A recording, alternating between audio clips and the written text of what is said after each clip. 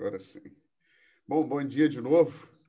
A gente está aí caminhando para a nossa 10ª aula e esses dois temas, né? Tanto a semana passada, hoje e a semana próxima, eu não vou usar o filme porque é mais uma percepção e eu usei alguns estudos também para montar essa, não só a base era o filme como um roteiro, né? Como uma trilha para a gente seguir, mas eu usei alguns outros estudos e tal. Eu olhando, revendo, né? A gente faz, e beleza, faz rever, o pessoal da IBD faz rever também e tal. E eu estava dando uma olhada exatamente nesse estudo 10 e no 11, ele traz um princípio bem legal, bem interessante, mas hoje eu percebi que ele estava...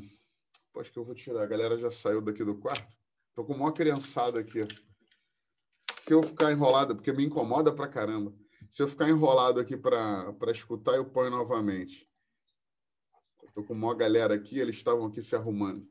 Aí eu percebi que esse tema, esses dois temas ficaram um pouco com um cunho um pouco de condenação ou de medo. Eu não sei se vocês tiveram oportunidade ou leram a apostila, e essa aula de hoje ela traz a percepção de que Deus tudo vê. E é verdade isso. E eu queria bater um papo. Hoje vai ser um papo bem papo mesmo, porque por um acaso ontem a gente teve uma reunião de pastores ontem de manhã, passamos a manhã lá na igreja conversando sobre o que a gente vai fazer nos próximas semanas aí até o final do ano, como é que vai ser, o que a gente vai abordar na IBD, ou temas para o próximo ano, algumas ideias a respeito disso.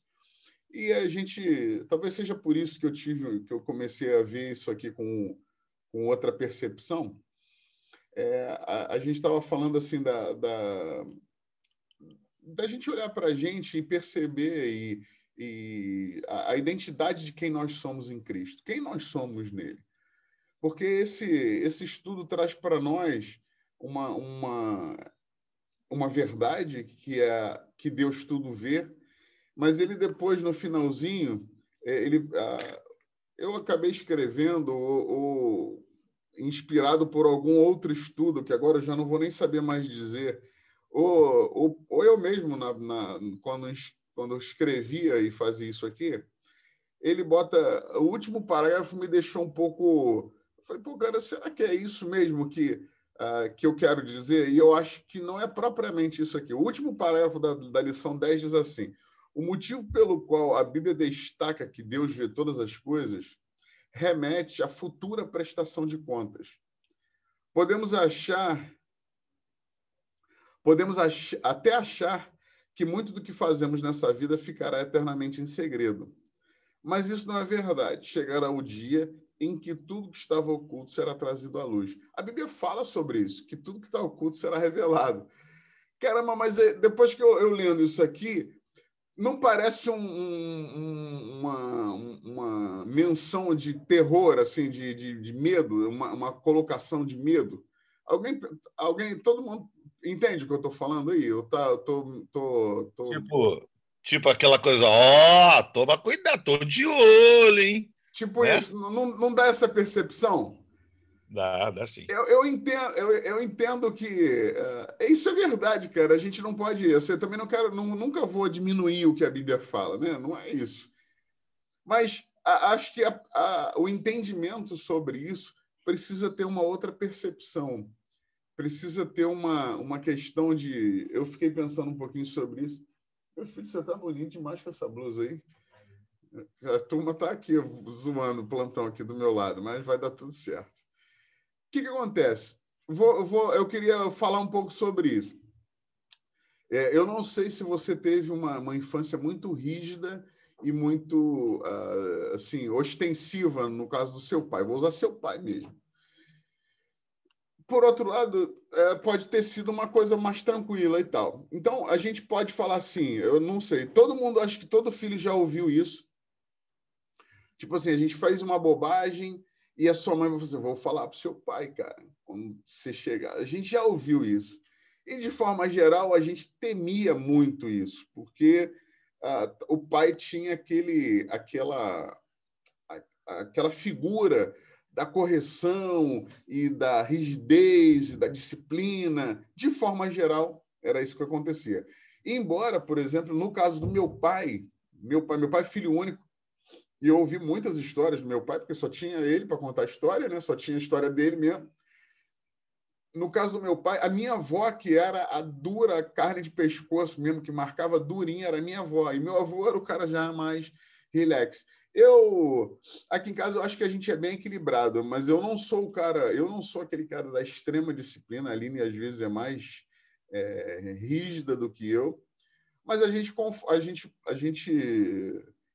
troca bem essa bola. Mas pegou essa figura do pai aí.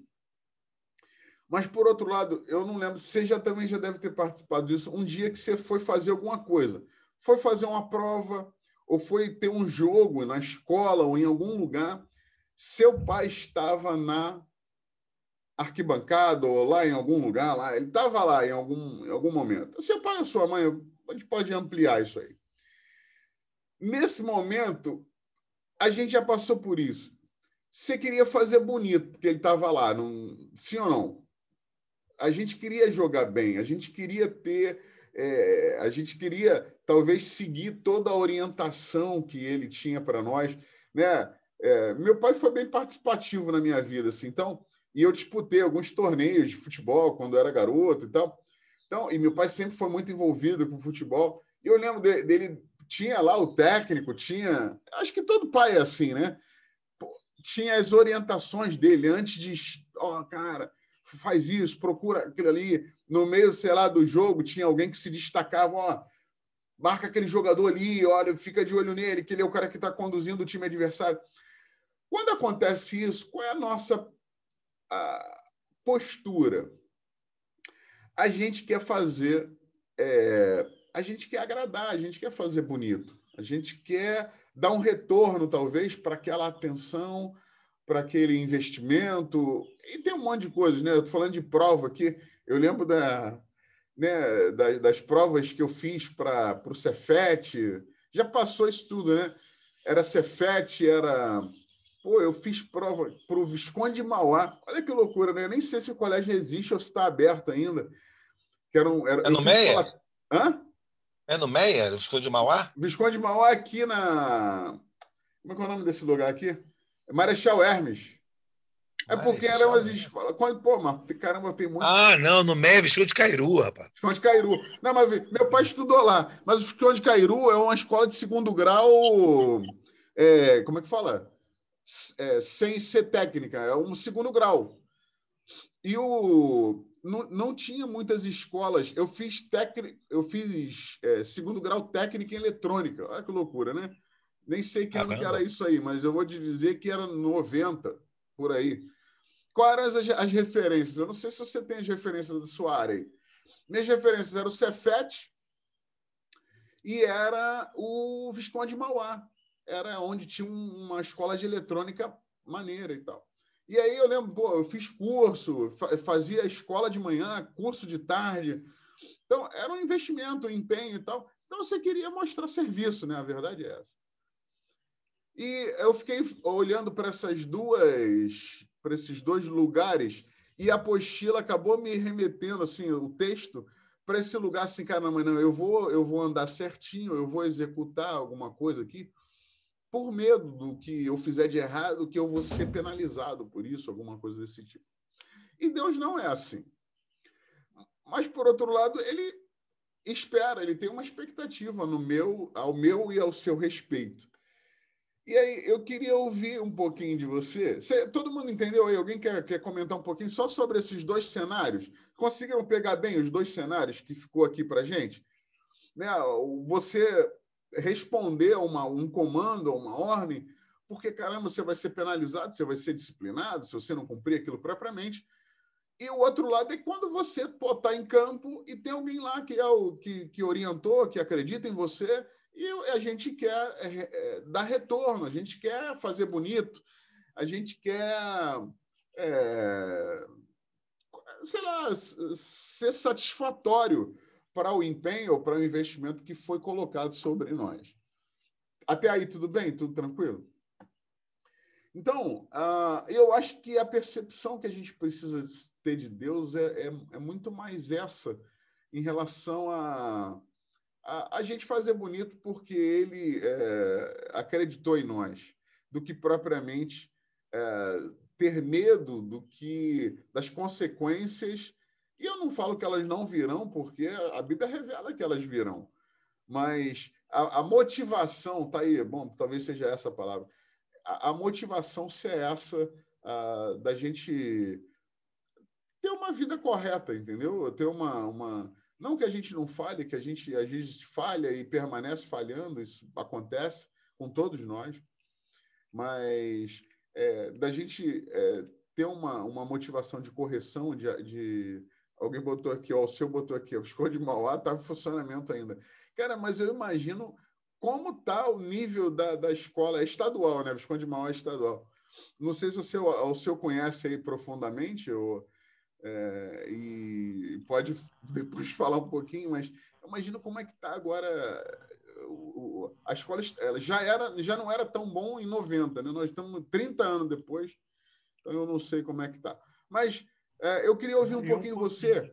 Como é que você tem essa leitura? Quando eu falo isso para você, o texto da apostila, simplesmente, Deus é o Deus que tudo vê. Como é que você vê isso? Como é que você enxerga isso para você na sua vida? Ao você ouvir que você tirou o microfone aí, se você quiser comentar, pode comentar aí. Eu ia dizendo que a Visconde de Mauá caiu bastante mesmo. Ficou bem reduzida, a qualidade está bem... Caiu a ruim, qualidade do tá? ensino, né? Você é professor, ou seu? Não, eu estudei Oi? lá também. Eu estudei lá também. Ah, tu estudou. Eu não estudei lá, eu acabei não estudando lá. Mas eu fui fazer técnica em eletrônica, mas fiz em outra escola. Porque realmente já não era tão. Eu não sei quantos anos você tem, mas você parece ser mais novo que eu. Então, a coisa já não estava tão caminhando tão bem lá. Em 90, eu acabei decidindo ir para lá. Mas, Eu fiz eletrônica lá. Tem então, mais de 10 anos. Eu estou com 32 agora, tem mais ou menos uns 10 anos. então eu sou 12 anos mais velho que você, eu tenho 44. Então, você vê, cara, como é que a coisa vem. Esse é o que infelizmente aconteceu no país, né? O serviço de educação, ou seja, todo o serviço público de forma geral, veio decaindo, né? Mas vamos mudar aqui, senão daqui a pouco a gente está na política. Eu queria ouvir de você. Oi, fala, Celso. Eu só queria falar que eu fui de eletrônica, só que um pouco mais antes, 78, 79, 80, tá bom? É 10 anos antes, mas você estudou lá, Celso? Não. Eu também tentei entrar no Visconde de Mauá, mas a disputa era muito acirrada. Eu imagino, na tua época, 10 anos antes, devia ser bem punk o negócio mesmo. O forte eletrônico na época não era nem o Visconde, era mais o João Batista. O pessoal do João Batista fazia estágio lá na Vila Militar. Tinha essa questão mesmo, assim, os colégios de referência, que na minha época era o Cefet e o Visconde de Mauá, eles abriam. Eu lembro que o Visconde de Mauá abria estágio para cobra. Caramba, a gente está velho, hein, cara? Todo mundo lembra, quer dizer, não sei se todo mundo, né? Quem era mais ou menos da área de TI ou de eletrônica deve lembrar da Cobra, né? Que era uma empresa brasileira que despontou aí, fazendo um monte de equipamento, um monte de troço. Mas, bom, voltamos aqui para a nossa. Como é que você enxerga isso? Queria entender um pouquinho a tua visão de como é que você enxerga isso, como é que você enxerga essa afirmação bíblica. Cara, Deus é o Deus que tudo vê. Como é que você vê isso na sua vida? A gente não sei se tem outra visão, mas a gente pode encarar isso dessas duas formas. Não, cara, eu vou andar. Eu lembro que tinha um ditado popular, né? Não vou fazer xixi fora do pinico para não tomar uma advertência, para não ser chamado a atenção. Ou você vê, não, cara, eu quero cumprir o meu plano, eu vou fazer bonito porque ele acreditou em mim, porque ele me tirou de uma situação difícil pra caramba. Como é que você enxerga isso? Queria ouvir um pouquinho de você aí. Quem quiser Rodrigo, Fala, Marquinhos. Eu acho que essa conotação de que Deus vê tudo cai naquela coisa de que ele sabe que nós somos seres humanos e temos as nossas fraquezas e tudo mais. Eu acho que é mais de um lado, tipo assim, ó, eu tô de olho, mas aquele tô de olho, não naquela maneira de que, ó, lá na frente eu vou descobrir tudo e você vai pagar por aquilo que você fez lá atrás. Não, ele é uma visão de que, tipo assim, para nos repreender e sempre estar nos lembrando de fazer sempre o bem, de estar sempre, direto, reto na linha, reto na palavra. Eu olho mais por esse lado. Sempre está nos lembrando de que ele é ele é o nosso pai e está vendo mesmo todas as coisas. Entendi. Se você um dia pensar, ou se ver dentro de uma situação errada, ou querer fazer alguma coisa errada, você vai lembrar que ele vai estar sabendo, não adianta esconder. Eu acho mais por esse lado, entendeu? E claro, a gente vai, Aí eu entro na tua linha de raciocínio, querer fazer tudo da maneira mais correta possível, para lá na frente tomar aquela nota 10 e tudo mais. Eu acho que é mais por esse lado. Primeiro, para repreender, entre aspas, dizer que, ó, tô aqui. E nos tirar de alguma coisa desconfortável, caso a gente queira ou esteja fazendo, E, por um outro lado, fazer tudo da maneira bem agradável ao Pai. Beleza. Valeu, Marquinhos. Alguém quer falar aí o que você pensa a respeito disso aí? Alguém mais quer compartilhar um pouquinho de como você enxerga isso? Ou como você está recebendo essa notícia agora, se você nunca pensou nisso? Como é que chega isso no seu coração aí?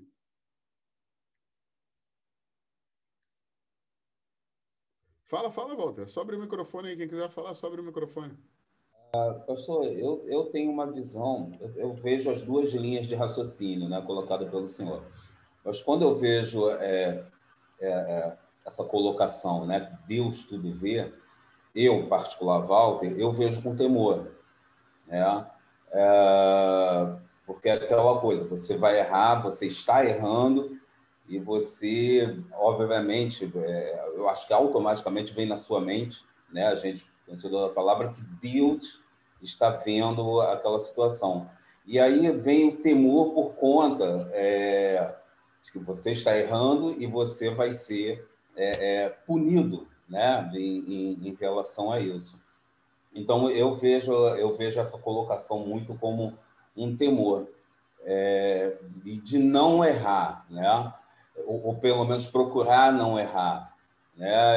E vejo essa outra linha de, já que Deus tudo vê, eu vou tentar fazer que tudo certinho, justamente porque eu temo que, fazendo o erro, eu possa ser punido lá na frente. Apesar de conhecedor da misericórdia, da graça de Deus, ainda tem muito dessa questão do temor em relação a essa frase posta, da consequência, como o senhor falou, as consequências vão vir, não tem jeito em relação ao erro que a gente produz, mas a gente vê a questão da consequência como um castigo de Deus, colocada dentro do erro que a gente fez e que ele, obviamente, é conhecedor desse erro. Então, agora, eu ainda tenho muito essa questão do temor em relação a isso. Entendi. Por exemplo, assim, quando você fala, eu percebo assim, eu quero extrair isso um pouquinho, que isso está muito entranhado na gente, Principalmente quem tem muito tempo de igreja, ou até mesmo uma percepção empírica assim, da sociedade. A sociedade tem uma visão a respeito de Deus. E a visão que as pessoas têm é muito essa, assim, caramba, pô, eu não vou dar bobeira, não, mas a motivação, às vezes, a visão é muito mais, caramba, eu não posso errar aqui, porque se eu falhar, se eu errar, Deus vai me disciplinar, Deus vai me corrigir, ele vai ficar bravo comigo, essa é a percepção.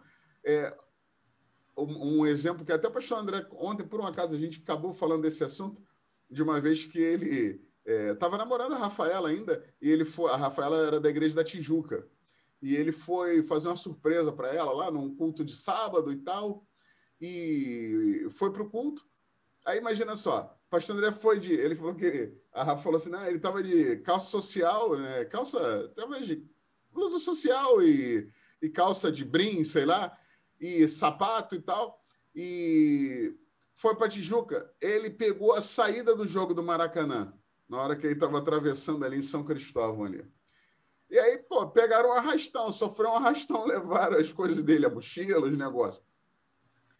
Aí ele falou que ele andou um pouco ainda e tal, e daqui a pouco gritou, aí ele olhou para trás, os caras levaram tudo dele, mas dentro da mochila também estava a Bíblia. E aí os caras voltaram e veio um malandro, voltou correndo lá para devolver a Bíblia para ele. Olha que doideira. Por que isso aconteceu?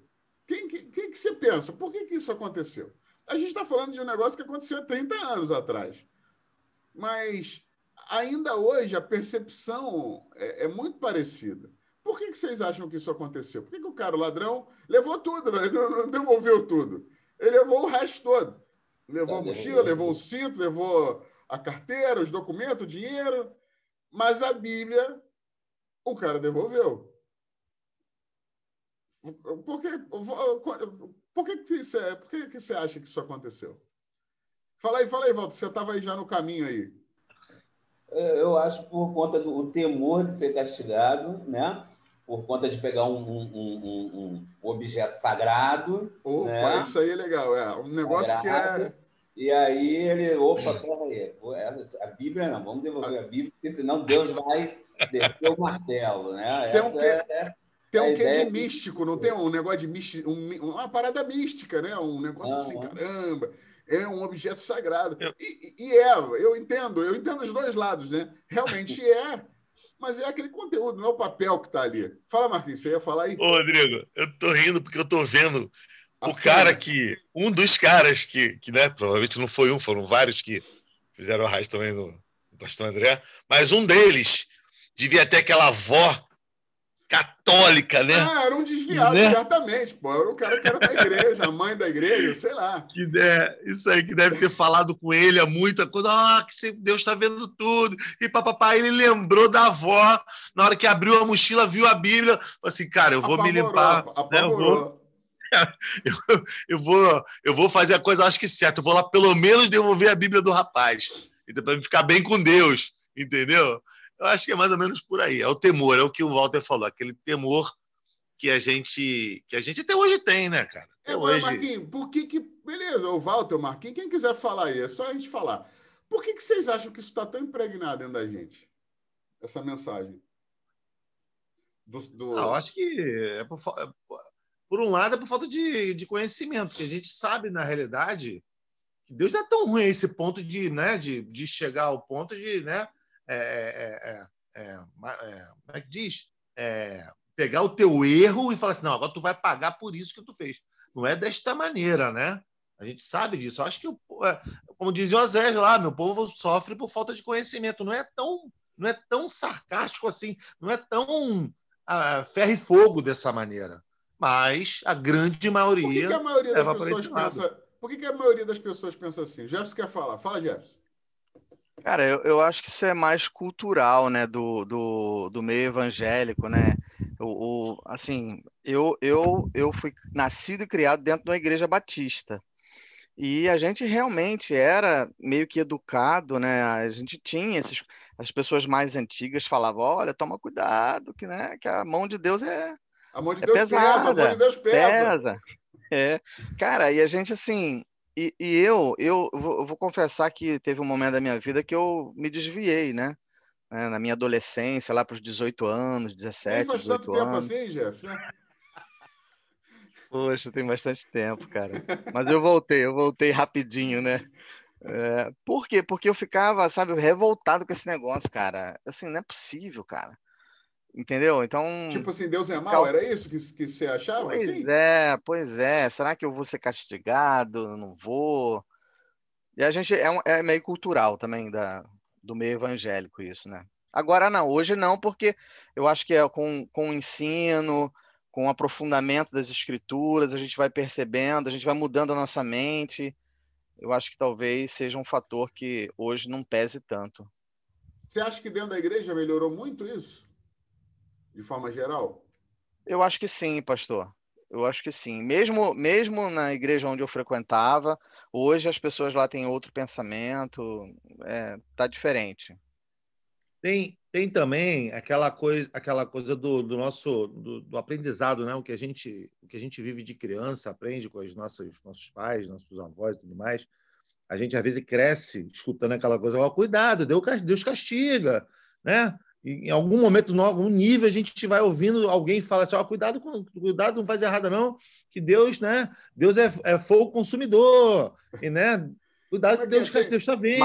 Marquinhos, é mais ou menos assim, nunca tome manga com leite. Isso, vai morrer. Perfeito, isso aí. A gente vem crescendo, escutando essas coisas, chega num nível, né, numa hora que você não toma partido para um lado, mas segue o teu caminho sem ser a Cristo, mas fica com essas lembranças, que Deus castiga. Entendeu? Todo Deus castiga. Você vê na televisão filmes onde os deuses castigam e tudo mais, aquela coisa toda, você acaba englobando, botando tudo num cenário só. Entendeu? Eu tô lembrando, tinha um ditado que falava assim, Deus é bom, mas é fogo consumidor. Tinha um ditado que eu não me lembro qual é. Não é bom, não, era...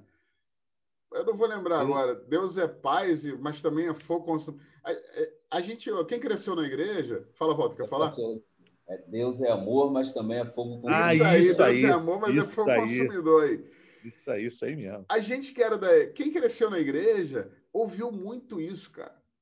E o incrível é que essa mesma doutrina, sei lá, essa mesma percepção, isso foi difundido na sociedade. As pessoas que não são da igreja, na verdade, eu acho que o Brasil, de forma geral, ele de forma fundamental, nas suas bases, ele tem uma educação cristã. Ponto. E as pessoas absorveram isso de tal forma. E a igreja, muito... vou voltar. As pessoas absorveram isso de uma forma tão grande que mesmo na igreja isso era talvez mais enfatizado. Né?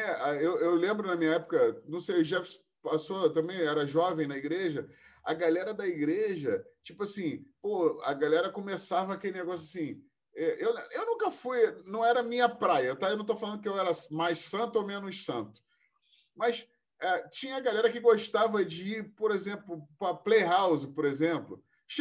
Chegou essa época, né? A galera gostava de ir para uma discoteca. Gostava não, né? Tinha aquela curiosidade.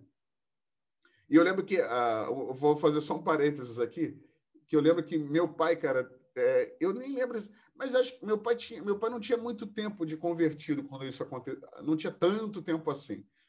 Mas talvez tivesse uns 5 anos que meu pai estava na igreja. Meu pai se converteu depois de mais velho, né? E tinha uma turma da minha irmã, que era da turma da galera da minha irmã, que tinha aquela galera que curtia esse negócio. E não era muito... Assim, não era difundido, não ficava botando... Nem tinha Facebook, mas ninguém botava no Facebook da época. Mas as pessoas sabiam que a galera gostava de ir para uma... Às vezes não era nem para fazer nada... Tipo assim, não era para se drogar, nem para transar com todo mundo, não era uma parada louca assim, não. Às vezes o cara gostava só ali de dançar e tal. Ok. E eu lembro que num aniversário, eu não me lembro assim, a galera ia fazer 14 anos, 12 anos, sei lá. Alguém sugeriu, falou, não, nós vamos fazer numa... Como é que falava? Matinê, caramba, lembrei agora esse nome, difícil, né? Numa matinê qualquer de algum canto aí. Cara, eu lembro que isso... Imagina isso na igreja tradicional. Todo mundo ficou assim, caraca, né? Porra! A minha irmã nunca tinha ido. Mas meu pai falou assim, não, você quer ir? Eu vou te levar. Eu lembro que aquilo foi assim, disruptivo, sabe? Que ninguém esperava que um pai, né, um pai da igreja, tomasse essa decisão. Mas eu lembro meu pai ter falado isso, cara, olha só, para você entender como é lá, você precisa ir lá ver. Ele falou assim, meu pai frequentou a discoteca, meu pai na época do meu pai não era discoteca, era baile, né? Pô, ele falou assim, cara, com o entendimento que eu tinha naquela época, era o que a gente tinha de diversão, era legal, porque era namorar, né? Meu pai fumou muitos anos da vida dele. E quando a ficha cai, né? A ficha do sacrifício de Jesus, de se percebesse, ele falou assim, cara, depois que isso aconteceu, eu percebi que, pô, não é isso. Não era aquilo que vai me fazer feliz. Era ruim? Não era ruim, mas era muito passageira, é incipiente, é vazio. Mas ele falou para ela, se você quiser, eu vou te levar. E meu pai levou a minha irmã. Falou assim, eu vou te levar lá. Deixou ela lá na porta, não lembro onde era, discoteca, qual era, sei lá. Vou lá. Ele não levou ele, não. Aí, por causa disso, alguns pais deixaram as meninas irem. Eu falei assim, eu vou levar lá, vou ficar na porta, vou ficar aqui no estacionamento. A hora que você quiser vir embora, eu tô aqui, ó, o carro tô aqui. É só você... Não tinha celular, né? É só você sair, eu vou estar aqui te esperando. E pronto, foi essa a atitude dele. Não me lembro nem por que eu estou falando isso direito, mas a percepção de que ele queria fazer ela entender, cara, vai lá e vê esse ambiente. Eu não vou simplesmente te tolir. Talvez o Jefferson, talvez, não sei, Walter se cresceu na igreja. Quem cresceu na igreja, cara, era só paulada, né? Era só assim, a galera usava o ambiente da igreja, vai pro inferno, tem sempre um jovenzinho que era o capeta encarnado na igreja, né? Não anda com ele, não, que você vai pro inferno. Todo lugar tinha isso. E, cara, era uma cultura do medo, sabe qual é? Tipo assim, eu lembro de ouvir, eu não era, porque eu não sei, cara, eu sou péssimo dançando, péssimo. Então, assim, eu também não gostava do ambiente. Eu comecei a namorar muito cedo, então, eu não curtia e também nem tinha nenhum motivo para ir para lá. Então, mas, assim, eu lembro de ouvir falar assim, caramba, já pensou se Jesus volta, você está lá na discoteca, ou tá lá... Pô, cara, a galera botava... Você tá lá no... Antigamente tinha o tal de hi-fi, né? Hi-fi. Não, imagina, Hi-Fi eu fui, Marquinhos. Hi-Fi eu fui. Pô, Jesus volta, você tá lá no Hi-Fi, como é que faz? Não, Hi-Fi eu fui. Porque, era a galera assim... Cara, acontecia isso com todo mundo. Você tinha aquela galera que você queria... que você queria ser aceito, que você queria participar, a galera da rua, né? No meu caso, era aí do lado da igreja, né? A minha galera da rua era daí. E eu ficava na rua direto. Curti muito a rua, os amigos da rua. Aí começou a fase assim, você fica com 12, 13 anos, começa a fase de você querer namorar, tem as menininhas da rua, e todo mundo era na casa de um amigo. O hi-fi da galera era o quê? Cada um leva uma parada, né? Eu não sei se o de vocês era assim, né? Cada um leva um refrigerante, uma parada. Eu tinha 12 anos, 13 anos. A galera era do 15, 16, eu sem prender com a galerinha mais velha. Aí a galera... dava uns beijos lá e tal. E, eu lembro que alguém uma vez... Eu não lembro o que aconteceu. Sei que num hi-fi desse assim, surgiu uma garrafa de cerveja. Cara, eu fiquei apavorado, porque, caraca, como assim? E era assim, era na casa de um amigo, a casa da mãe dele, a casa dele, né? Era a casa na frente, e atrás tinha tipo um salão de festa. Tipo um varandão, né? Só que era fechado. E era ali, o hi-fi era ali. Então, assim... Mas a galera que estava ali era molecada, a galera adolescente que estava ali. E aí você fala assim, caraca, eu lembro de eu ter ficado com essa percepção, né? Caramba, tem uma garrafa de cerveja, mano, alguém... E a galera de, sei lá, 13 anos, arrumaram a garrafa de cerveja na moita, né? Tinha que ser escondido, né? Nenhum pai podia ver. Acho que todo mundo viveu isso. E assim... era um clima de medo que a gente vivia. E quando eu estava lendo aqui esse pedaço da apostila, tanto dessa aula como da aula que vem, a gente vai seguir esse assunto semana que vem, eu falei, cara, a gente está muito impregnado ainda desse clima de medo. Porque a gente percebe Deus, como o Marquinhos estava falando, o Deus que foi vendido para a gente. Não a gente agora, acho que a gente já tem uma maturidade diferente hoje.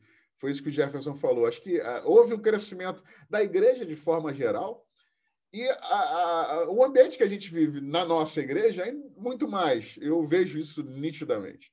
Talvez você conheça pessoas de outras igrejas que ainda vivam muito nesse clima de medo, né? Caramba, Deus, caramba, aquele... Mas ainda assim, hoje, a gente ainda tem muito supermeado dentro da gente. Vocês concordam ou não? O que vocês acham que isso acontece ainda com a gente? Rodrigo, acontece, e tem um outro detalhe também, não fugindo muito desse teu parâmetro, mas eu acho que a gente passou por isso em algum nível, né? A gente foi tolhido de alguns momentos da nossa vida, alguns lugares, porque as pessoas falam assim, não, por exemplo, não, Rodrigo não pode, porque Rodrigo não chama Rodrigo não, porque Rodrigo é crente, né? É verdade. A gente já escutou isso, a gente escuta ainda isso hoje, não, mas de forma bem mais tranquila, que a gente aceita e, pelo contrário, hoje a gente fala, a gente não é porque a gente não pode, a gente não quer. Porque acho que esses lugares que você está falando, Marquinhos, assim, tinha... a conotação era assim, um lugar onde Deus não está. Ok. Isso, mas não era um lugar perigoso, por exemplo, que essencialmente não era, concorda? Todo mundo concorda com isso aí? Na nossa época. A turma fazia tipo assim, vamos fazer um não sei o que, vamos chamar quem? Vamos chamar fulano. Aí quando alguém fala assim, não, Rodrigo, ele fala assim, não, Rodrigo não pode. É verdade. Rodrigo não pode. Não é que o Rodrigo não pode. Hoje em dia a gente tem a ciência de que a gente não é que a gente não pode, a gente não quer. Mas esse parâmetro vai continuar por várias e várias vezes, vários anos. O mundo ainda vende essa história que o crente não pode, né? Isso aí vai perdurar por vários e vários tempos, porque tem esse detalhe aí do Deus, que se ele for, o Deus vai punir ele. Não, hoje, assim, eu entendo o que você está falando. Hoje, assim, esses lugares, cara, hoje são lugares complicados, perigosos, vamos colocar assim. Sim, né? Hoje são. O cara vai numa danceteria qualquer, pode tomar um tiro, pô. O nego pode botar lá como é que é o nome daquele negócio da Cinderela? Boa Noite, Cinderela lá, pô. E tá nesse patamar, né? Hoje. Talvez tenha até passado. Eu não tenho... a gente não tem tanto convive com pessoas que frequentam. Mas você vê, ó, desculpa, porque eu gosto que a gente está conversando aqui. Ótimo. Essa semana eu liguei para um amigo meu que é engenheiro. Foi o cara que está aqui, me ajudou na construção do prédio, da minha casa. Um amigão meu, irmão, é engenheiro. O menino dele, ele tem uma situação financeira maneira. Aí o menino dele fez 18 anos, estuda no IBMEC. Aí eu lembro dele ter falado assim para mim, meu filho pediu, ele foi comprar um carro, o garoto fez 18 anos, já estava fazendo 19, inicialmente ele andava com o carro do pai, aí, claro, botou pressão para o pai dar um carro para ele. Ele é um cara que tem uma situação maneira, foi lá e foi ver um HB20 para o garoto, 0. Pô, sei lá, um HB20 custa uns 50 mil, sei lá, alguma coisa parecida com isso. Aí ele falou assim, meu filho tá me botando maior pressão, porque ele falou assim, pai, com esses 50 mil que você vai gastar nesse carro aí... Como é que é? Peraí. Ele te chamou de quê? Ele não me chamou de nada, não entendi. O que tu entendeu? Ele chamou de gordo? Não! Bom. Magrinho, podia até ter me chamado. Não, sei, mas... Não, desculpa aí. Onde que tu entendeu isso, eu não sei. Mas vou voltar aqui. O que aconteceu? Vou voltar, então. Esse meu amigo que é engenheiro, tem uma situação maneira. O garoto, filho dele, fez 18 anos, andou um pouquinho com o carro do pai emprestado, depois botou pressão para ganhar um carro. Ele falou, legal. Foi comprar um HB20 para o menino, que custa 50 mil. Aí o garoto falou o seguinte, claro, como eu falaria, qualquer um falaria com 19 anos, 18, 20 anos, sei lá. Pai, com esses 50 mil que você vai gastar aí, dá para a gente comprar uma BMW. E dava mesmo. Esse meu amigo comprou uma BMW, uma 318, sei lá, que custava a mesma coisa do que um HB20, só que, um HB20 0 com uma BMW 2014, sei lá, é o mesmo preço mesmo. Comprou o carro. Aí ontem, já tem quase um ano isso. O menino dele, esse meu amigo é aquele cara de pavio curto, sabe qual é? O menino dele, igual. Só que o meu amigo tem 50 anos, 50 e pouco, sei lá, e o garoto tem 20. Conclusão. Me falou, eu falei, ei, cara, como é que estão as coisas? Já tem um tempo que a gente não se fala, já tinha uns 2 meses que a gente não se falava. Ele falou, cara, aconteceu um negócio aí, o meu menino quase morreu. Eu falei, como quase morreu, cara? O que houve? Não, sabe esses pit boys? Eu falei, o que houve? Ele se meteu em algum rolo, não sei quem é o culpado de quê. Mas, você imagina só, a galera vai pra rua aí, o menino com um BMW, talvez com os outros meninos, com o BMW também. Sei que, pô, deve ter dado algum rolo, sei lá onde é que eles estavam. Sei que alguém tacou uma pedra no para-brisa do carro, o garoto saiu correndo, os meninos vieram atrás, o cara bateu com o carro, acabou com o carro, saiu grog e ainda tomou uma surra. Os caras vieram atrás e ainda... Ele falou que quem salvou a vida do cara dele foi o vizinho da onde o cara bateu, né? Ele bateu embaixo de um prédio, no Recreio. O cara saiu, viu que acho que era 3 caras, sei lá, estavam batendo no menino, já grog da batida do carro, que aí falou que um pegou a pedra para bater na cabeça dele, ia morrer, pô. O cenário está assim. Na época, talvez na nossa época, na época do meu pai, por exemplo, certamente tinha perigo, mas não era assim. Mas o Marquinhos estava falando... Bom, Marco, eu te cortei só para falar disso, mas você estava falando do ambiente perigoso, né? Você estava falando desse clima. Cadê o Marquinhos? Está aí ainda? Tranquilo, relaxa, pode continuar. Mas a gente era tomado por essa questão do temor, porque isso foi tudo pregado para a gente. Ô, pastor, desculpa aí. Fala aí, Jailson. Caiu na hora que o senhor ia falar. Eu sei que o Gordo não teve nada a ver. O senhor voltou a história, mas os 50 mil que ele ia investir, como é que é? Ao invés dele comprar um HB20, o filho pediu para comprar uma BMW. Caramba. E é o mesmo preço mesmo. E o pai comprou. Eu acabei de... Você que chegou a pegar a história aqui? Ele se envolveu. Caiu na hora. Ele se envolveu. Aí o pai comprou uma BMW, o filho foi e se envolveu algum rolo desse aí, de discoteca. Aí eu não sei se por causa de mulher ou porque o cara ainda está naquela fase, né? Eu não levo um desaforo para casa, eu sou forte pra caramba. Coisa desse gênero. Os caras tacaram uma pedra no para-brisa dele, ele teve aquela correria, foram atrás, ele bateu com o carro e ainda tomou foi espancado ainda. O ambiente está nesse nível, né? Mas tudo tem essa questão do temor. O Walter usou uma palavra, o temor. O que é o temor de Deus? Tem muita gente que está nessa pegada ainda do... Pô, cara, eu tenho maior medo, cara. Eu não vou fazer nada errado. Eu vou corrigir tudo aqui porque Deus vai me pegar. E se ele me pegar, a coisa vai ficar séria. Tipo isso. A gente está muito pegado nessa lei, alguma coisa assim. Então, o senhor estava falando sobre a discoteca. Aí eu ia dar uma opinião, na hora que eu botei, eu saí da sala. Que era o seguinte, antigamente também tinha muito assim, os pais. Quem vai estar lá? Com quem você vai? Né? Pô, mas já isso, quando meu pai falava isso, quando alguém falava esse argumento assim, eu já sabia o que vinha. O Jailson vai estar lá. Eu não sou pai do Jailson. Meu pai mandava logo. O Jefferson ia falar. Hã? Fala, Jefferson. Fala, Jefferson. Tinha muito... Deixa o Jailson complementar. Complementa aí, Jailson. Não, tinha muito isso antigamente também, assim. Com quem você vai ou quem vai estar lá? Se o fulano for, aí você pode ir. Ou se o Beltrano for. Isso na outra fala, quando eu fui falar, eu saí da sala da reunião, acabei não conseguindo entrar novamente. Aí, questão também de com quem vai estar lá, né? Aí eu fiquei lembrando assim, o quanto cada um de nós, né? É importante em relação para alguém, aonde quer que a gente esteja. Seja no hi-fi, seja numa matinê ou onde for, beleza, mas existe alguém que deposita uma confiança em você. Ou o responsável deposita a confiança em alguém, porque essa pessoa é referência. Não, aquele ali é tudo certinho, é isso. Assim, existe esse lado também, né? Eu achei bacana do pai do Rodrigo. Pai do não, legal, você conhece o ambiente, mas eu vou estar aqui. Porque o teu pai sabe que está ali. Porque ele conhece, já frequentou. Teu pai sabe. Te dá a oportunidade, vai lá, mas está aqui. De repente, a irmã do pastor Rodrigo foi lá, conheceu o ambiente. Foi o que aconteceu. Eles não curtiram, ficaram lá 2 horas. Achei muito bacana isso. Foi exatamente isso que aconteceu. Ficaram lá 2 horas.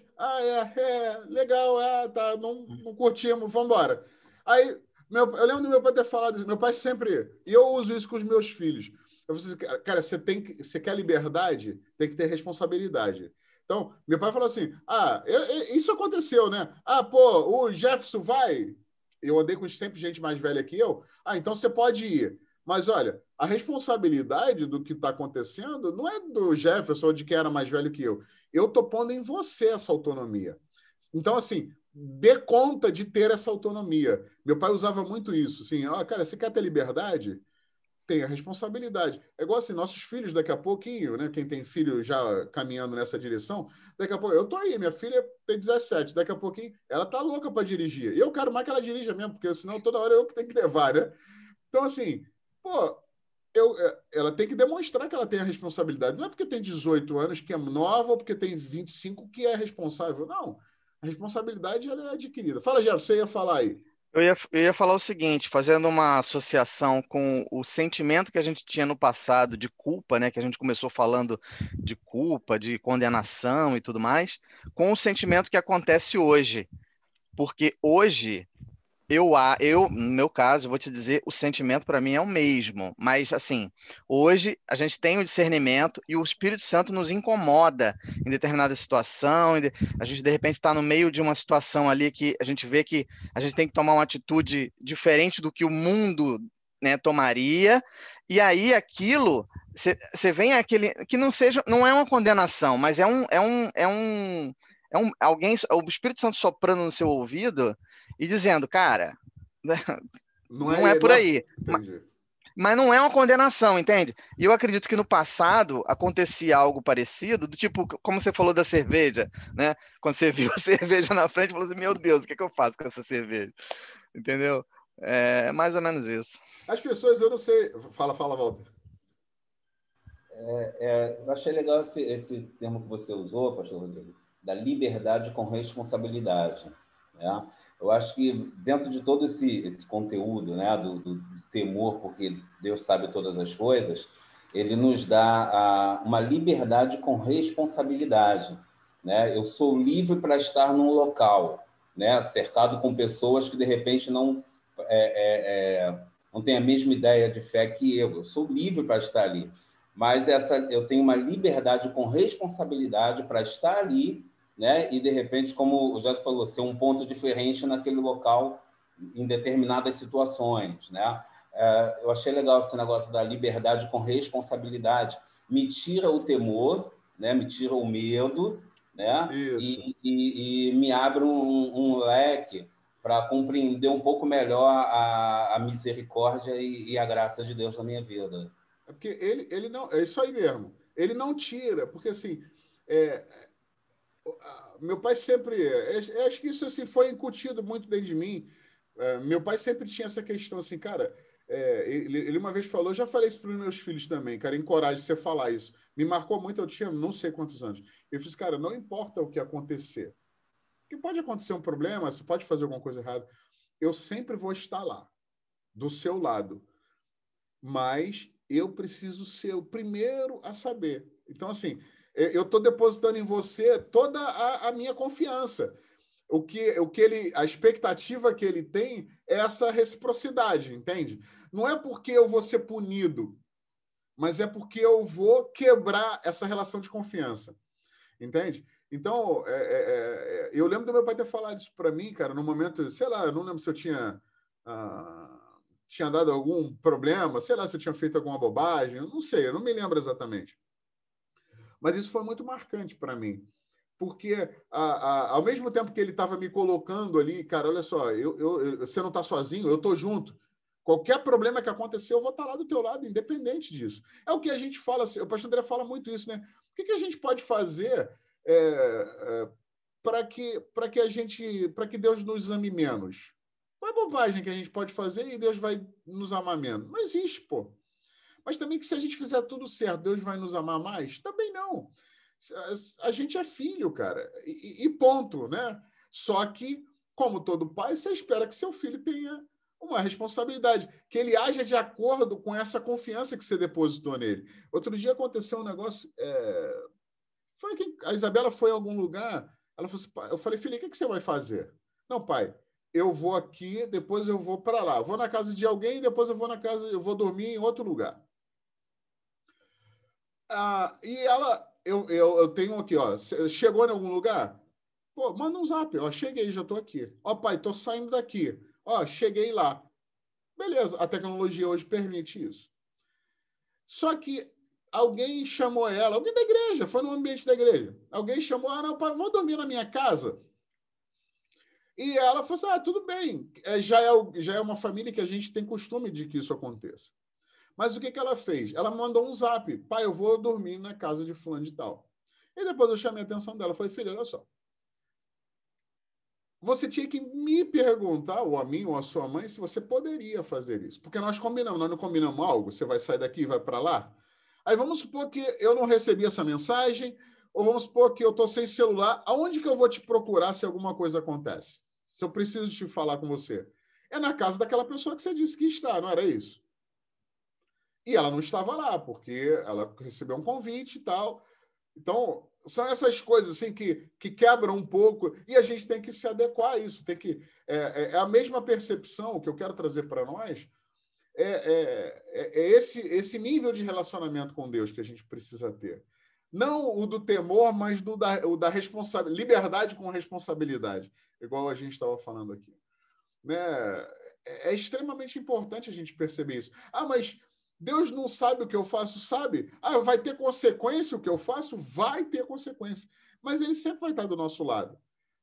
Mas se ele está sempre do nosso lado, eu preciso entender que ele tem a expectativa de que eu age de acordo com os valores e princípios dele. Ponto. Do que simplesmente o medo da disciplina, o medo da consequência, o medo do que ele vai fazer, ou do que ele vai... da reação dele, né? Vamos colocar assim. Então, isso é extremamente importante para a gente pensar, né? Tirar um pouco esse clima do medo e, a gente, em relação aos nossos filhos, a gente tem essa responsabilidade de demonstrar para eles, de transparecer para eles quem Deus é. E eles, é automática essa associação. Você é o pai aqui. Deus é o pai que está no céu só, mas ele é pai, igual você. Então, da mesma forma como você age com seus filhos, essa referência ela é automaticamente transferida para Deus. Por que é assim que acontece? Porque os nossos filhos eles conseguem nos ver. É muito mais fácil para eles desenharem essa referência. Quem é um pai? O que é o pai? É fácil porque eles veem a nós. E Deus eles não conseguem ver. Então, essa referência de como a gente é como pai automaticamente é transferida para Deus. Talvez eu não quero lançar um peso para nós, mas uma responsabilidade. Se você parar para pensar que é assim, caramba, olha só, da forma como eu agi com meu filho, eu tô sendo um representante de Deus para ele. Meu filho vai conhecer a Deus da mesma forma como ele me conhece. E aí a gente pode fazer essa análise. Poxa, eu estou sendo um representante de Deus para os meus filhos, representando a ele como ele verdadeiramente é? Pegou aí? É uma coisa que a gente tem que pensar. Isso é forte, hein? Isso é forte. Mas é isso, Marco, é a realidade, né? Por isso que eu falei assim, não precisa ser não pode ser um peso para nós, porque se a gente entrar naquela questão do perfeccionismo, a gente vai sucumbir. Mas a gente tem que ter isso na nossa cabeça, cara. Poxa, será que... Vou ser um pouco mais profundo aqui. Será que meu filho me conhece? A gente tem uma expectativa de que nossos filhos conheçam a Deus. Mas será que eu tô me fazendo ser conhecido pelos meus filhos como eu gostaria que eles conhecessem a Deus? Não sei se ficou enrolado o que eu disse, mas para pensar, né? Eu estou me dispondo a estar com os meus filhos, eu estou me dispondo a me revelar para eles como eu sou, eu estou me dispondo a me fazer conhecido, eu estou me abrindo para que eles me conheçam da mesma forma que eles tenham interesse em conhecer a Deus, que eles tenham esse relacionamento, essa intimidade com Deus. Porque muitas das vezes a gente bota uma coisa assim, fala assim, cara, eu quero muito que meu filho tenha um relacionamento com Deus, eu quero muito que ele seja dependente de Deus, eu quero muito que ele se abra para Deus, que ele seja dirigido por Deus. Cara, mas ele não é dirigido por você, ele não tem intimidade por mim, né, e por você. Ele não tem um relacionamento próximo comigo e com você. Como é que a gente espera que eles tenham isso com Deus, sabe? Se a gente não tem e não revela isso. Pegou? Quer falar, Marcos? Rodrigo, isso é profunda, isso é muito profundo. Isso é. É simples e é Isso profundo ao mesmo tempo, né? Porque é muito simples. Né? Isso. É e não é, Rodrigo. É como tu falou, é e não é, mas não, simples para analisar que isso é princípio de uma pregação profunda. Sim. Para analisar. Do pastor Rodrigo. Depois fala, isso que você falou aí, cara, eu muitos anos da minha vida eu tive muita dificuldade de entender Deus porque eu não entendia muito bem o meu pai. Então, assim, o meu pai foi o causador de eu ter anos e anos da minha vida ter entendido Deus de uma forma totalmente diferente. Então, isso que você falou é extremamente importante a gente prestar atenção nos nossos filhos. É porque a gente tem essa responsabilidade, né? E você falou uma coisa, Jefferson, que aí eu preciso te fazer você pensar. Você falou assim, não, o meu pai foi o causador. Eu entendo o que você fala, mas, na verdade, uma parte da culpa é nossa. Por quê? A gente simplesmente não foi conhecer a Deus como ele é. A gente assumiu Deus como nosso pai. Porque eu entendo. Eu acho que eu me expressei mal, mas é isso mesmo. Você entende? Você concorda com isso que eu falo? Porque senão você põe a culpa toda no seu pai e a gente fica assim, não, eu sou inocente nisso, a culpa é toda dele, e a gente entra numa crise de ser vítima da situação. Não. Mas beleza, show, entendeu aí? Vai, volta. Pastor, eu tive um probleminha com o meu filho, né? Na fase aí de 17, 18 anos dele, e eu tomei uma atitude muito rígida, né, com ele. Eu achei necessário a atitude rígida com ele. Mas depois eu parei para pensar, eu falei, gente, será que Deus tomaria essa mesma atitude comigo por conta deste erro? Caramba, E aí eu lembro, a gente sempre lembra da questão da misericórdia de Deus, e aí eu parei e pensei, falei, não, eu acho que Deus teria uma atitude totalmente diferente comigo. E dentro dessa análise, né, no outro dia, eu peguei e sentei com ele, e a gente foi bater um papo, e graças a Deus ficou tudo legal. Que bom. Mas dentro disso que a gente está conversando, eu acho que foi justamente isso. Dele ver Deus, né? Ou de uma atitude que Deus teria, enfim, através de uma atitude minha. E eu, ali naquele momento, eu fui um Deus rígido, eu fui um Deus cobrador, eu fui um Deus... foi esse Deus que a gente está falando, o Deus que foi apresentado para a gente era esse, cara. Entende? Só que aí, depois eu falei, poxa, será que Deus tomaria essa mesma atitude comigo? Né? E aí a gente... né, rever as questões. Que legal que você teve essa percepção e voltou e corrigiu a história. Eu creio nessas coisas, quando Deus... Foi aquilo que o Jefferson falou, assim, né?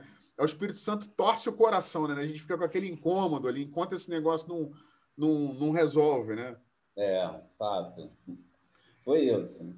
Show. Cara, assim, a gente... É fato. A gente vai... Deus vai se revelar às pessoas e principalmente aos nossos filhos através de nós. É isso. Então, talvez a mensagem que eu quero deixar para nós hoje, para a gente pensar aí, é essa de eu vou cumprir esse papel, né? Porque da mesma forma, né, como quando a gente se coloca como filho, pô, a gente percebe que Deus foi misericordioso pra caramba com a gente. As bolas fora que a gente deu, se a gente fosse tão rígido muitas vezes como a gente mesmo com a gente com a gente mesmo e a gente talvez com as pessoas que nos cercam, se Deus agisse da mesma forma, que seria da gente, né? Pô, se a gente for honesto pensar nisso, a gente pode reavaliar, repensar as nossas atitudes, né? Então, da gente ter essa premissa de não agir baseado, né, não colocando medo na reação e da consequência, mas querendo cumprir aquele papel, como a gente falou, né? Alguém que está lá no campo de futebol e o pai na arquibancada. Eu acho que é um pouco disso, né? A gente está aqui em campo. A terra é o campo, é o nosso campo de jogo, né? A gente está vivendo essa vida e daqui a pouco a gente vai voltar para o vestiário. Uns mais cedo, outros mais tarde, mas a gente vai voltar para casa, né? Para passar a eternidade com Deus. Mas enquanto a gente está no campo de batalha aqui, enquanto a gente está na terra, a gente precisaria ter essa responsabilidade com liberdade de ser um representante de Deus da forma mais fidedigna possível. E é legal. Eu já falei desse livro. Esse livro Em Seus Passos, O que Faria Jesus? Se a gente fizer essa pergunta, cara, a cada escolha nossa, caramba, se Jesus estivesse aqui, o que ele faria? Se Jesus estivesse passando por essa dificuldade, o que ele faria? Se Jesus tivesse que tomar essa decisão, que decisão ele tomaria? Caraca, isso é libertador ao mesmo tempo, mas tem uma responsabilidade e afronta a nossa carne, ao nosso desejo muito grande. Alguém quer comentar mais alguma coisa aí? Eu e Cris, a gente tem esse costume, né? Que tá conversando, dando aula, conversando com o casal e tudo mais, a gente faz essa reflexão. O que o Senhor faria? Tenta imaginar o que ele faria nesse momento, nessa condução desse problema. Como é que ele, nessa situação, o que ele faria? Você remete ao casal em si, ou à pessoa que você está conversando e tudo mais, a ter uma percepção de, caramba, fiz cagada, caramba, realmente fiz a coisa certa. Isso é muito bom mesmo. Bom, gente, eu preciso ir. Mas pô, cara, papo maneiro que foi, hein? Importante. Eu gosto dessas coisas assim que vem do coração, né? Umas coisas que a gente... E a gente lida com isso todo dia, cara. Todo dia. Então, que bom que... Eu espero você semana que vem aí. Acho que a gente vai continuar nessa pegada aí. E foi muito bom. A gente cresce bastante, né? Coisa pra gente... que a gente não pode agora. Eu não posso. Mas se você pode, talvez tira um tempinho aí, lê a apostila e tenha um tempinho com Deus agora. Acho que vai ser importante se você tiver essa oportunidade. Eu tenho que correr para a igreja. Tá bom? Um beijo no coração. Até semana que vem. Valeu. Um abraço. Fica na Valeu, paz. um abraço, pessoal. Bom domingo para todos. Valeu. Bom domingo a todo mundo aí. Grande abraço. Valeu. Tchau, tchau. Valeu, rapaziada. Um abraço. Deus abençoe. Bom domingo, gente. Valeu, Jair. Joelso, Daniel, Celso, Alceu. Um abraço, Anderson, pastor. Silas, Jailton, Clairton, Walter e Jefferson. Valeu. Um abraço.